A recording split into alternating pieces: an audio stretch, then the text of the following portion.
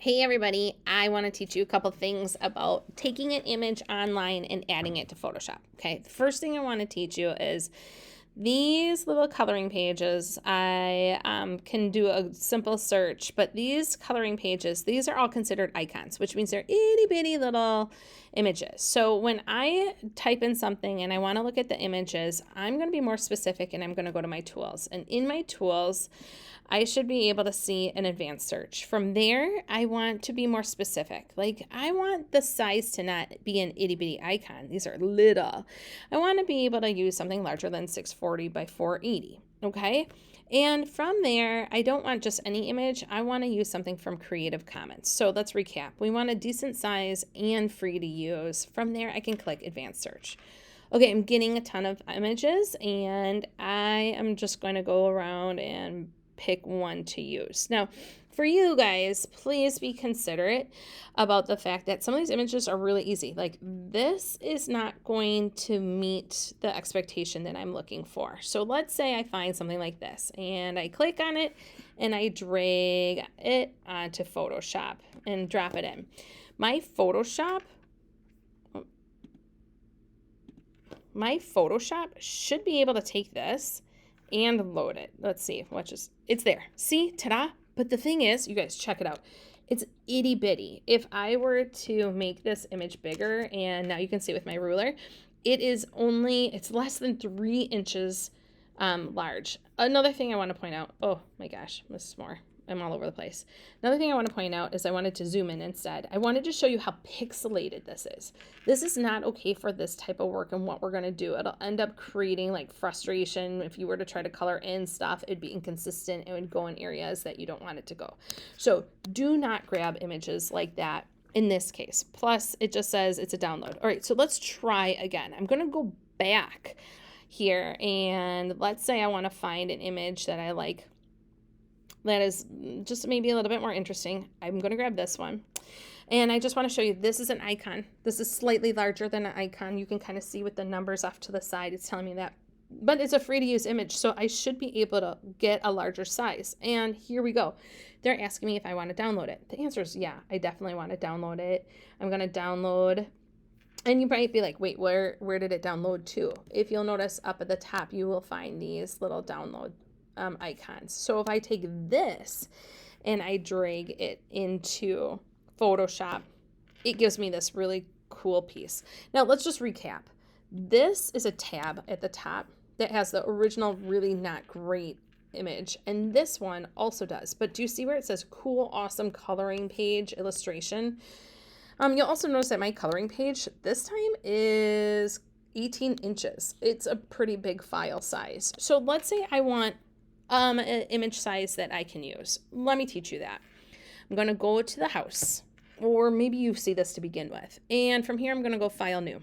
And I'm going to be really specific. I want to make sure that I have my hour and my last name and the project title. This is called the coloring page title. Okay, so again, I'm going to repeat, hour, last name, coloring page. This is the expectation for every project.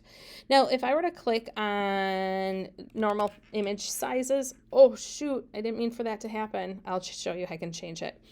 I was going in and I was playing around with what we refer to as the canvas size. And I want to change it because normally you can make your canvas 11 by 8 or 8 by 11 and you can switch it. But guess what? I want this to be a square image. So I'm actually going to do 8.5 by 8.5. I'm going to click OK. It's going to say, hey, this canvas size is smaller. Something's going to get clipped. I'm going to say proceed. That's fine. There's my square. Okay, let's go back to this whole downloading thing. Do you remember over here where my image is? It's downloaded. I can take this image now, this little download icon, click and drag it here. And now my image is the appropriate size for our printers in our classroom. So I know that when I'm done, I can print it. Do you see the blue X?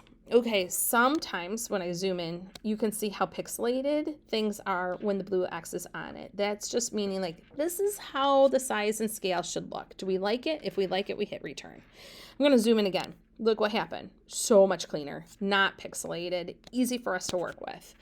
But I am going to show you something that could be a potential problem. Over in our layers, right? We've got our background layer, which means there's a white layer, and then I have my coloring page. But did you see this icon?